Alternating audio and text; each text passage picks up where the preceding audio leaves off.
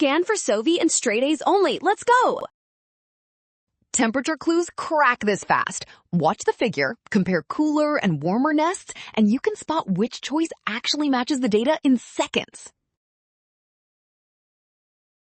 First, read what the figure is measuring. Hatchling outcomes at different nest temperatures, including the proportion of female versus male hatchlings. So we care about how sex ratio changes as temperature increases.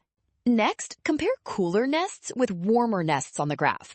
At lower temperatures, the female proportion is lower, and as temperature rises, the percentage of female hatchlings rises too. That pattern shows temperature-dependent sex determination, not survival to adulthood, beach choice, or genetics alone.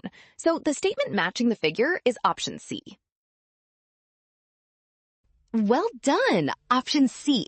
Scan now. Don't rush signs or assumptions. Trust the given graph and check each statement against the actual trend.